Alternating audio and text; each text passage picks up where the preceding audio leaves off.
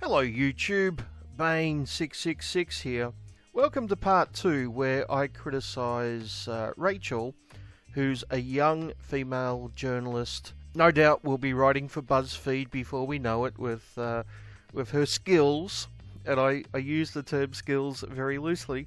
Now just in case you haven't seen part 1, I know it was rather long. I think it was about an hour and a half long, which was a lot longer than what I intended. But there was a lot of bullshit to get through. But in that, Rachel made a lot of claims about the men's rights movement with no evidence or nothing to really back it up. One of the claims was that MRAs force female MRAs into the movement with threats of violence. So, female MRAs, like the honey badgers, for example, are forced into it by their violent husbands who threaten to beat them if they don't speak favourably about the men's rights movement. Which, I don't think I need to explain is absolute fucking bullshit, as well as incredibly offensive. Essentially, Rachel is saying that the only reason any women would speak up about men's rights is if they're forced into it by violent men. Yeah, that's not a very good attitude, is it? And Rachel, of course, claims that feminism is just about equality, right? Yeah, sure it is, Rachel. Sure it is. But I contacted Rachel on Twitter and asked her to provide some evidence for this. And as I pointed out in episode 1, she said she spoke to 2 women who wished to remain anonymous. How convenient. How convenient. And that these women were married to meninists. Yeah, well, as I said last episode, at that point, alarm bells should be ringing, and in my opinion, there's a very good chance that Rachel just made this up, especially considering she didn't mention speaking to 2 women, interviewing 2 women, in her actual article, which I think a journalist would do if they interviewed 2 women with their personal experiences. But of course, there is the possibility that she did speak to 2 women. And if that's the case, then these 2 women lied to Rachel, because no women in the men's rights movement would refer to themselves or their male partners as meninists. Okay? That should be some indication that this is bullshit. So it's these tweets and a list of citations that Rachel gave me via Twitter that I want to look at today in this video. Now, there is a bit to get through, but I want to get through it fairly quickly. I don't want this to be as long as part 1, hopefully. So, I think the best thing to do is to start with the tweets. And I pointed out that MRAs and meninists are not the same, and asked if she'd like to speak to the honey badgers, because I would love for her to get on the honey badgers and explain herself to some female MRAs. That would be a very interesting show. And to give Rachel credit, she said she'd be open to talking to them and that her DMs are open. And Karen said that she would only speak in public, which I think is fair enough. That way, no one can say that someone said something that they didn't say, etc., etc. And I don't think Rachel replied after that, unfortunately. It may be due to the fact that Karen and myself were laughing at the fact that Rachel used the word meninists to describe MRAs. Yeah. Well researched there, Rachel. Well done. You've got a big career ahead of you as a journalist. I also asked Rachel why there were no citations in the article, and she said it was just an opinion piece. I'm sorry, Rachel, if you're making claims like that about a particular group, you need to provide some evidence. I don't care if it's an opinion piece.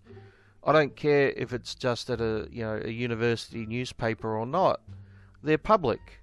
They're public claims which some people are going to read and unfortunately believe, despite the fact that it's bullshit, and you have the responsibility to back it up with some actual evidence, as opposed to saying it's been reported or whatever you said. If that's the case, you should at very least say where it has been reported that MRAs beat their wives and force them into the movement. But like I said in part 1, the fact that you said it's been reported in the article, but then you claim to have interviewed 2 women who claim to have been beaten by their meninist husbands, makes me think that you're full of shit. Now, someone had the audacity to refer to Rachel as a bad person, which I think is perfectly fair and reasonable, considering the claims she makes in the article. I think calling her a bad person is going light on her. Not that I'm suggesting people should threaten her or abuse her, but I can fully understand people being pissed off at the claim she makes. I know I am, and calling her a bad person is really, really mild, right? Especially if you take into account the things she said. And Rachel got a little bit upset over this. Apparently, you're not allowed to call someone a bad person when they claim that the group you belong to violently bash women. Apparently claiming, with no evidence, that your group violently bashes women is perfectly okay. That's perfectly fine. But if someone replies to you and calls you a bad person, that's just going too far. Can't possibly say that. That's just so offensive. And Dr. Spaghetti Badger also pointed out that it's a huge mistake that she's made, referring to MRAs as meninists. And Rachel, getting a little bit salty, said, sure, I'll take my advice from someone named Dr. Spaghetti Badger on Twitter. So, instead of actually listening to his point and maybe admitting that she made a mistake, which, a mature person would do, Rachel doubles down and makes fun of the person's name.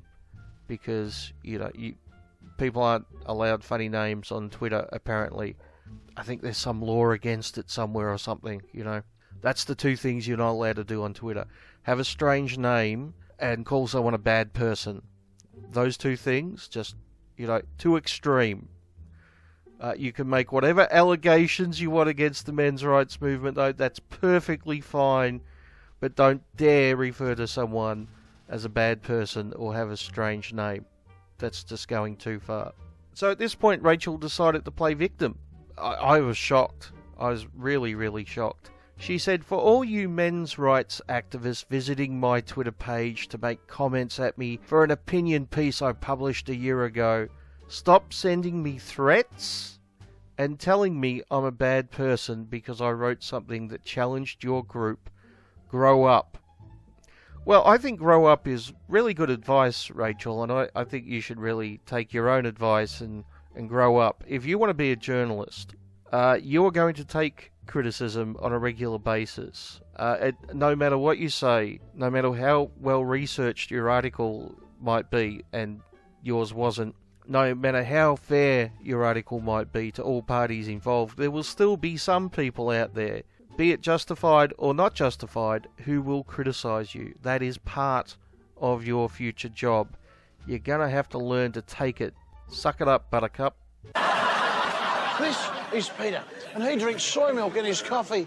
Oh, look at me. I'm lactose intolerant. Why don't you try a macchiato of harden the fuck up, Peter? But it's interesting that she says that there are threats, but she doesn't name any of the threats. But she does point out that someone did call her a bad person.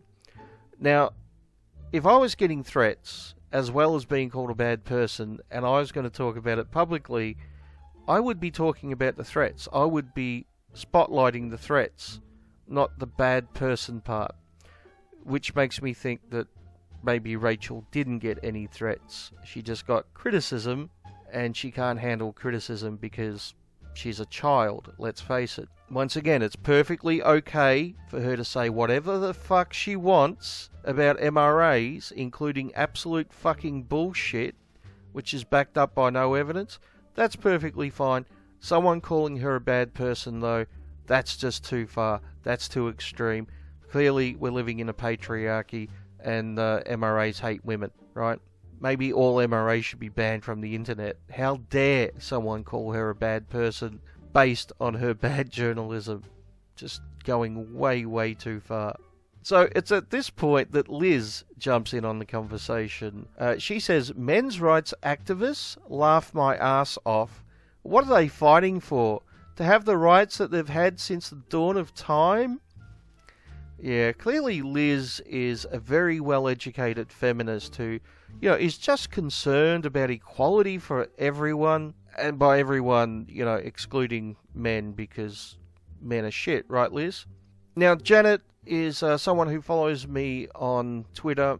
She's fair-minded. I would consider her an egalitarian. I don't know if she uses that label, but she's, all about equality for everyone, and she supports men's rights as well as women's rights. And from what I've seen, she's a pretty good and fair person. And she jumps in and gives an example of a men's rights issue, replying to Lizzie, and she talks about, the family court system and parental rights. And someone chimes in saying, never seen MRAs work to change those laws.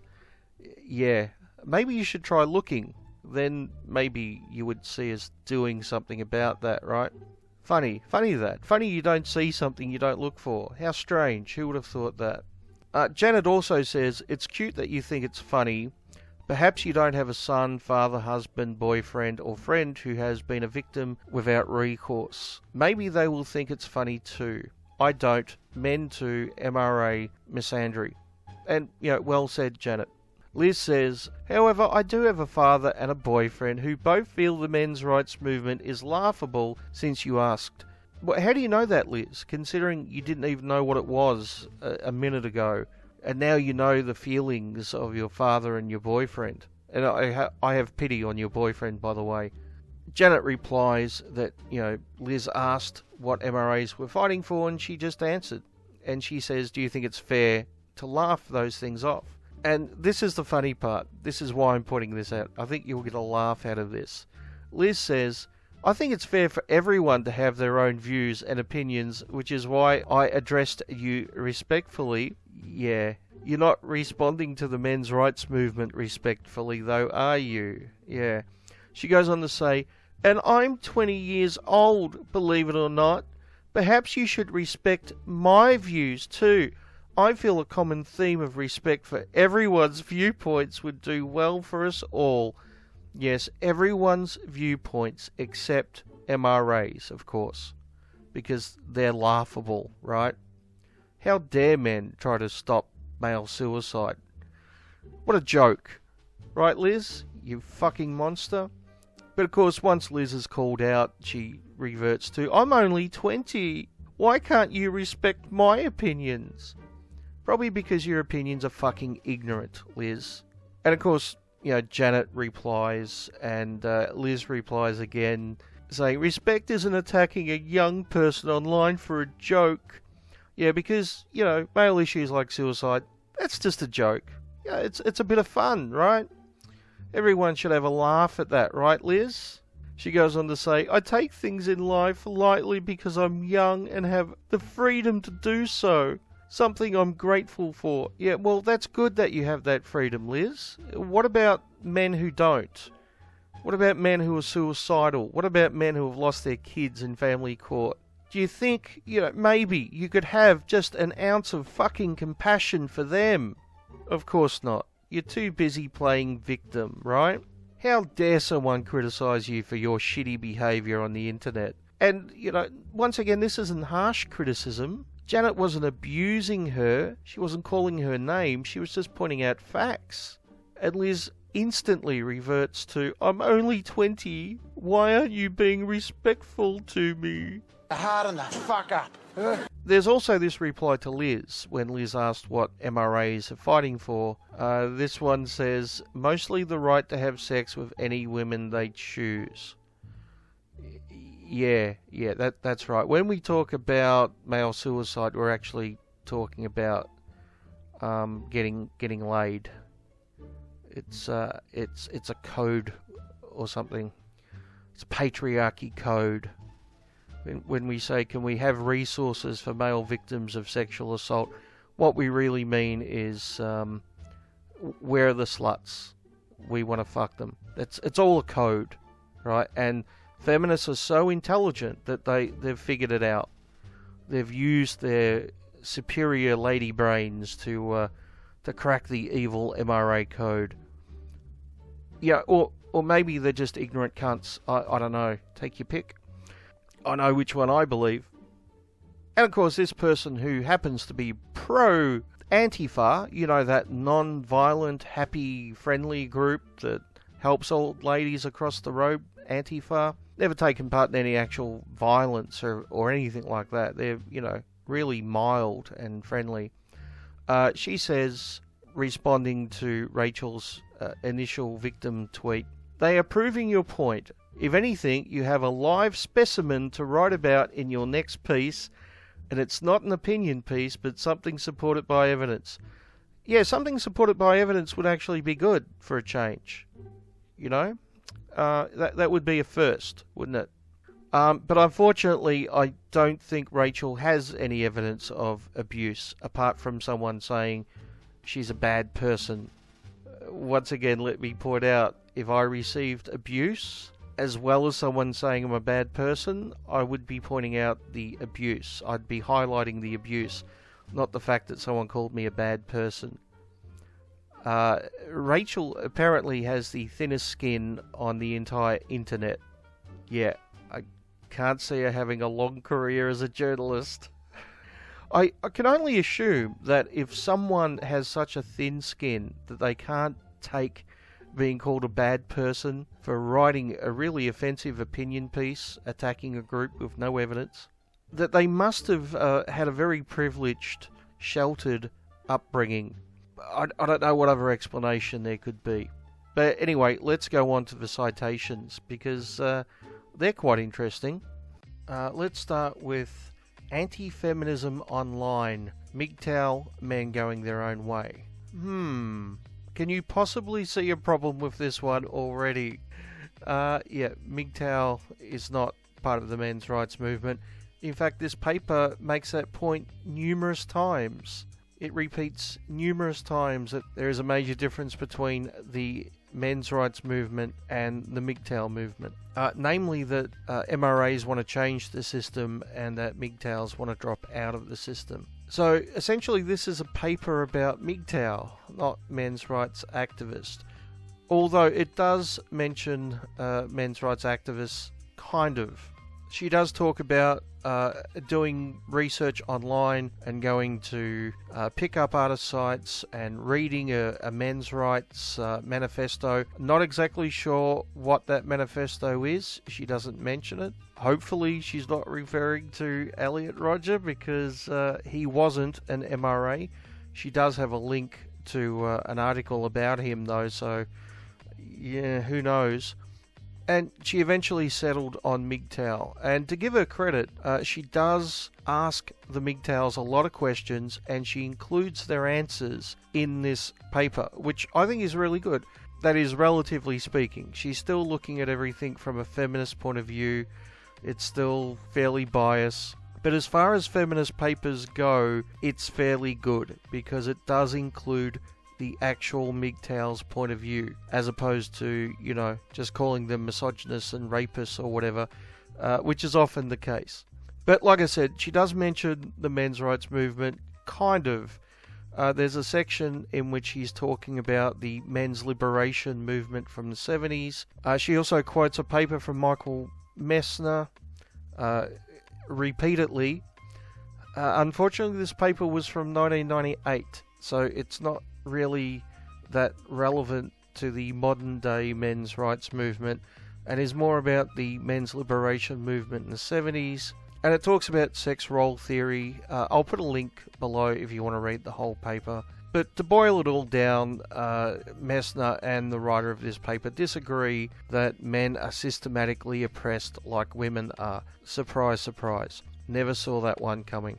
It also quotes Michael Kimmel, you know, accused sexual assaulter Michael Kimmel, from a paper I think from 1987, if I remember correctly. So she's actually done a bit of research, but it's not on the modern day men's rights movement. It's not what's happening online now.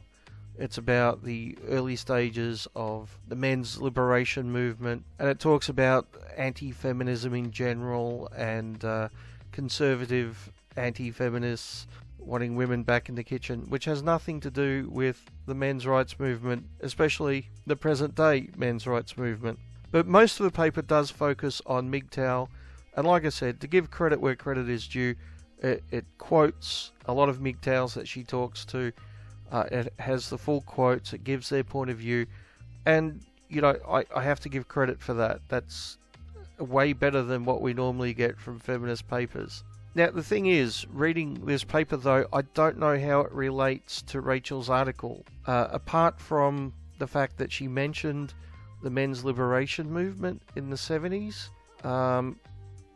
that's it. And it's like literally, I think, 2 sentences in her entire article, which I just assume she got from Wikipedia because it's repeated so often in feminist articles, and it's on Wikipedia as well. I assume that most of them just go there and read it. It's one of those things that appears in about 50% of the articles for some reason. But I don't know what else she would have got from this paper to put in her article. So it's a weird citation, especially considering it's about MGTOW. Okay, on to the next one. So the next one is No Safe Space, Violence Against Women, interview with Susan Hanks, PhD, Director of the Family and Violence Institute, Alameda, California. Transcript of interview. So, this is from a feminist point of view that violence is gendered and men are, taught to be violent towards women and it's domineering.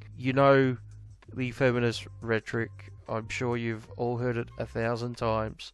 But the thing is, this entire article doesn't mention the men's rights movement once. Not a single time. So it's strange that it would be included as a citation for an article about the men's rights movement. It doesn't mention the manosphere or online or anything like that. So it's strange. It's strange that it would be included in these citations. So the next citation Rachel has is the one that I explored somewhat in part 1. So I'm not going to go through it in any great detail here because I've already done that. And that's sexual violence in the manosphere, anti-feminist men's rights discourse on rape. So I have to give credit for this one because it's actually about men's rights and actual men's rights groups, namely Men's Rights Edmonton and A Voice for Men. So Rachel does get a tick for that, at least.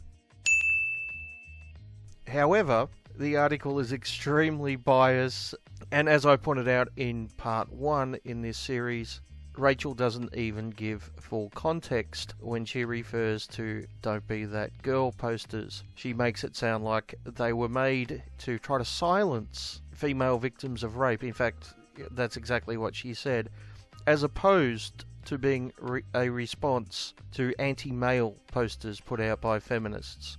There's a big difference there, I would argue. So yeah, she has actually got one reference here which has some relevance to her article, but that was taken out of context and distorted, even though it was biased to begin with. So the next one is The Limits of the Male Sex Role, an analysis of the men's liberation and men's rights movement discourse. Michael A. Messner, published in 1998. Does that sound familiar? It should, because that's the paper that was referenced by her first citation. So she's obviously done a lot of research, essentially found one citation and used a citation from that citation as another citation, which makes me wonder how much of this stuff she's actually read. Now, it's behind a paywall, and I don't intend to pay to read this article.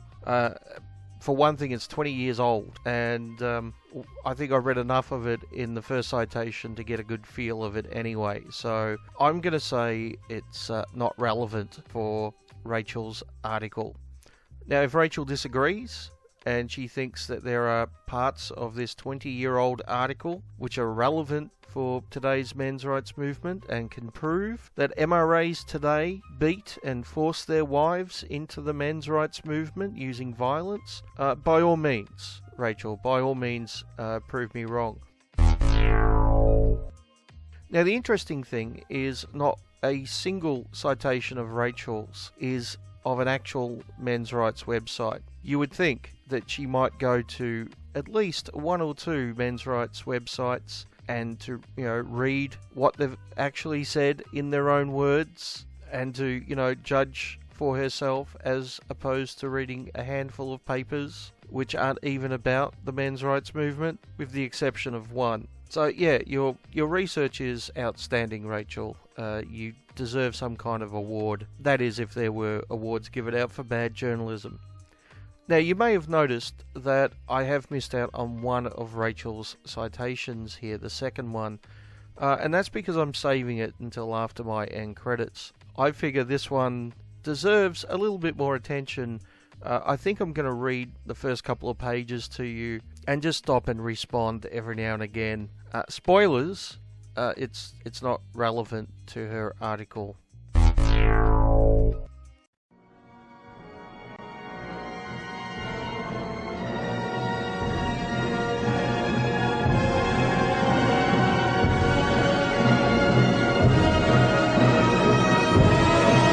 Masculinism and the anti-feminist counter-movement.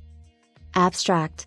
Little research has been done on anti-feminism, whether from the perspective of the sociology of social movements or even of women's studies. Yet, a particular form of anti-feminism has been at work for a number of years, more specifically, masculinism. Its discourse claims that men are in crisis because of the feminization of society, and it mobilizes primarily around issues pertaining to the interests of fathers and spouses. Okay, so, as you may have guessed, the paper isn't specifically about the men's rights movement. What a surprise, but instead it's about anti-feminism and what they class as masculinism. And we'll get to a definition of that a little bit later. So it says that masculinists think that that masculinity is in crisis, which I think it is, because of the feminization of society. I don't know if I'd use the term feminization. Gynocentric, I think, is a better term. Or basically female-centric, which I think is different than feminization. That female needs always come first, and that male needs and issues are basically ignored. And, things like divorce laws, alimony, child custody, and violence, they're all issues, actual issues that men suffer, but they're not really going to acknowledge that, are they? Anyway, let's continue. Divorce laws, alimony, child custody, violence. This article examines two alternative explanations of the masculinist phenomenon. 1. Men have real problems, and masculinists scapegoat women and feminists instead of targeting the true causes of their problems. Ooh, a little bit of projection here, I think. Nothing like a little bit of feminist projection, right? I mean, yes, it's the anti-feminists who are blaming women and feminists for all the issues in society. It's definitely not the feminists blaming men or MRAs for all the issues in society. No, feminists definitely don't do that. And this definitely isn't projection. Not at all. No, definitely not. Such as the transformation of the labor market. 2. Masculinism is openly opposed to feminism and is thus the result of counter-movement dynamics. While referring to other contexts, UK, the USA, etc., our paper takes the situation in Quebec, Canada, as a case study. The feminist movement and masculinism are dynamic there and stand in sharp opposition to each other. The essay applies the theory of counter-movements in order to better understand the oppositional relationship between these two political forces and demonstrates ultimately that masculinism's effects on feminists are at times paradoxical. There continues to be very little research done on anti-feminism, which consequently remains a poorly understood phenomenon. On the ProQuest Dissertations and Theses database, as of April 2011, there were 4,909 references to the keyword feminism and 69 to women's movement, 4,978 in total, but only 31 references to anti-feminism and 47 to men's movement, 78 in total. Yet, anti-feminism is a concern for many feminists, as indicated by over 50% of the 54 Quebecois feminists who were polled in 2005 on the state of the women's movement, Blaise, 2012. Wow, they had a sample size of 54. That's massive. They must have used some type of supercomputer to really crunch that data. And 50% of them were concerned about anti-feminism. A whole 50%. That's 27 feminists were concerned. Well, it must be a major issue then. What other explanation could there be? An inquiry conducted in Quebec in 2007, among 80 women's groups, concluded that 30% of them had been the targets of anti-feminist actions. Street Pierre, 2008. 30% of 80 feminist groups. So, in other words, 24 feminist groups had been targets of anti-feminist action. Now, they don't define what action is. That could be criticism for all we know. Now, I wonder what percentage of men's rights groups have been targeted by feminists. Do you think it's 30%, or do you think it might be closer to 100%? I'm just curious. Hey, but targeting MRAs is perfectly justifiable, isn't it? In addition, a study that we conducted in 2010 to 2011 using semi-directed interviews with 15 feminist activists. A whole 15 feminist activists. That's massive. That is a huge sample size. I don't know how anyone could dispute anything that comes from a study like that with a sample size so large. Including several leaders of national organizations, shows that anti-feminist actions in Quebec take a variety of forms. Insults proffered in emails or on the telephone. Insults via email or telephone. I'm guessing this survey was done before Twitter was a thing. Now everyone insults everyone on a daily basis, right? Yeah. So, yeah. But, we're lucky that feminists have never insulted MRAs in any way whatsoever. Not a single time. It's just the evil meninists doing it to the innocent feminists. Systematic denigration of feminism in the media. That one's really funny, considering feminists have literally written thousands of articles about men's rights activists claiming that we, promote spree killing and violence against women, and we're Islamophobic, and we're alt-right and white nationalists and neo-Nazis and pedophiles, and and of course, let me not forget that apparently we beat the female MRAs and forced them into the movement, right? Because feminism has never ever shit all over men's rights in the media. No, of course not. No, it's just the evil pro-men's rights media doing nothing but criticising feminists. I mean, that's reality, isn't it? Internet disclosure of confidential information, for example addresses, on resources for battered women, publication on the internet of unauthorized photos of feminists. You know what? I give them credit for this one. I'm against doxing, so yeah, you shouldn't be out there doxing feminists or anyone else for that matter. That includes making allegations of sexual assault or rape via Twitter or some other social media account in which you name the person or share a photo of the person. Now, you can't complain about doxing, right? But excuse that behaviour. That would make you a hypocrite. Threats of legal action before the Human Rights Commission, legal prosecutions.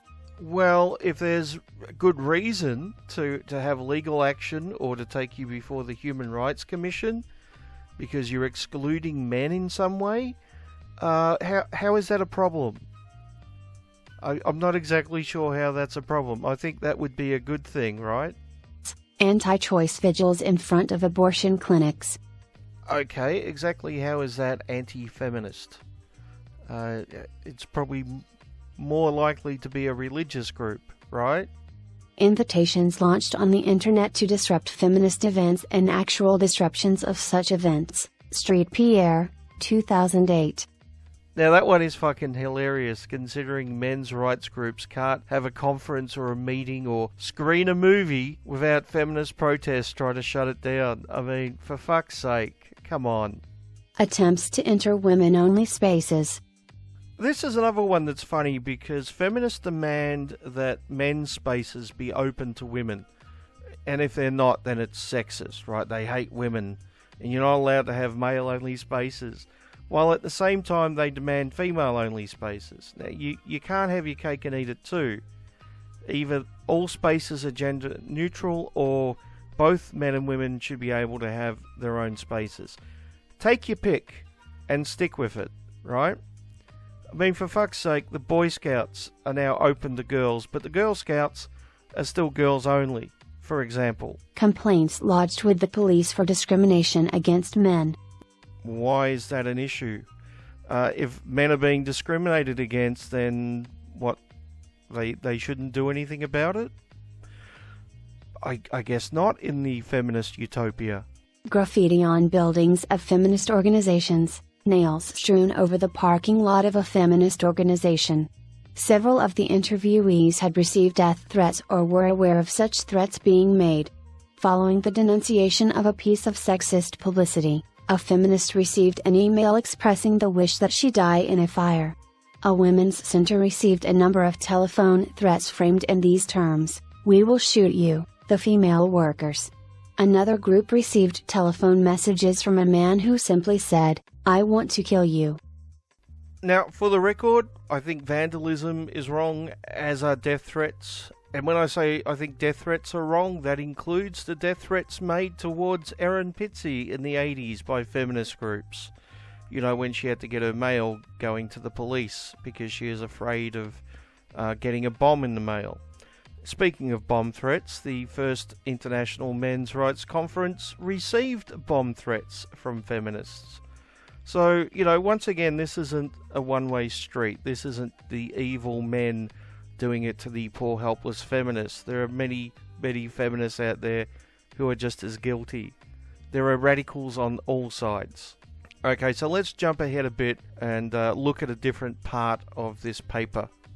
What is masculinism? Masculinism focuses primarily on masculinity and the place of white heterosexual men in North American and European societies. Yet, it is concerned as well with the supposed ramifications of feminism and the alleged domination of women in both the public and private spheres. Indeed, a basic assumption of the spokesman for masculinism is that women's values in general and feminists in particular, dominate men and contemporary society at large. Men, seen as currently grappling with an identity crisis, are depicted as the victims of feminist struggles, which have resulted in the supplanting of patriarchy by matriarchy. This discourse is produced and disseminated in popular magazines, Faludi, 1992, and numerous books written by academics and freelance journalists. See, among others, Farrell, 2001, Summers, 2001, Nathanson and Young, 2002, 2006, Hayes, 2004, Parker, 2008, Sennett, 2009. Oh, I see. So it's white straight males who believe they live in a matriarchy. Yeah, that sounds right. I don't know why anyone would have any problems with that. It's interesting, the citations at the end. Farrell, obviously Warren Farrell, Summers, Christina Hoff Summers, right? And Nathanson and Young. Now, those were the two people who were supposed to give the lecture at the university in Canada in late 2012, or was it early 2013? I can't remember. That the feminist protesters turned up and pulled the fire alarm. The one that Big Red was at. The one that some of the protesters there thought they were protesting Warren Farrell, who wasn't even there that day. So, you know, well researched, right? But I guarantee you that none of those authors have ever claimed that we live in a matriarchy. But, you know, why let the facts get in the way, right? Now, I'm just going to finish off with a little bit of a paragraph which I just found hilarious and I imagine quite insulting to some people, as you will see. The claims in it are quite staggering. Scapegoating or social movement? According to the scapegoat thesis, Men feel cheated or threatened because of their deteriorating socio-economic situation and their resulting inability to secure the things they consider their due. They are thus liable to single out women, whose success in the public sphere, they believe, outs men from what they assume to be their rightful place. The scapegoat thesis asserts, however, that masculinists are wrong to target women and feminists, who are not responsible for the problems faced by these men. Faludi, 2000. It is important in this connection to recall that the rhetoric of a so-called crisis of masculinity surfaces regularly at critical historical moments marked by economic, social, and political upheavals, the French Revolution, Lamprin, 2008, being a prominent example. Together with the situation in late 19th century North America and Europe, Mogg, 1987, 2001, Kimmel, 1995, 2006. It would be instructive in this regard to reflect on the upsurge of racism in the USA of the late 19th century and in Germany in the 1930s. In these cases, recently freed Afro-Americans and assimilated Jews were blamed for the putative degeneration of, respectively, the white race in the USA and the Aryan race in Germany. Yep, this paper just compared women living in North America to newly freed slaves after the Civil War and Jews living in Nazi Germany. Yeah, obviously there's a good comparison to women in North America. Who could dispute that, right? And of course, anyone who's concerned about men's rights or men's issues is comparable to former slave owners and Nazis, of course. I mean, who can't see that comparison? I don't know how anyone could criticize this paper. Yet, Jews did not hold sway over Germany in the 1930s, nor did the former Afro-American slaves in the USA pose a threat to the white race, either in the late 1800s or during the 1960s. In Germany, the turbulence was a consequence of the First World War, economic and financial crises, unemployment, and bloody political clashes between the extreme left and the extreme right. In the USA, the turmoil was rooted in the War of Secession and its aftermath, urbanization, industrialization, as well as the introduction of new technologies. Jews and Afro-Americans were then used as scapegoats. The USA witnessed the growth of racist organizations like the Ku Klux Klan, dedicated to the supremacy of the white race, and Germany saw the emergence of an anti-Semitic movement, Nazism, whose purpose was to revive the Aryan identity. Despite the obvious differences between masculinism and these racist movements, the scapegoating of women and feminism for the major social ills facing men does warrant certain comparisons. See Reiter, 1982 on the crisis of masculinity in Germany, see Pinner, 2001 on the crisis of masculinity in the USA. Masculinists not only scapegoat women and feminists for the problems men face, for instance, because of transformations in the job market, they also mobilize to defend male privileges, such as those related to the gender-based division of labor, and to oppose the real advances achieved by women, since these force men to share power and give up certain prerogatives. The masculinist movement is grounded in political, economic, and social power relations between men as a class and women as a class. It combats feminism and the progress women have achieved with the help of feminists, just as neo-Nazism strives for the domination of one group, the Aryans, over another, essentially the Jews, or as the white supremacist movement fights against the legal and social gains accomplished by the descendants of Afro-American slaves, which entail a loss of advantages for whites.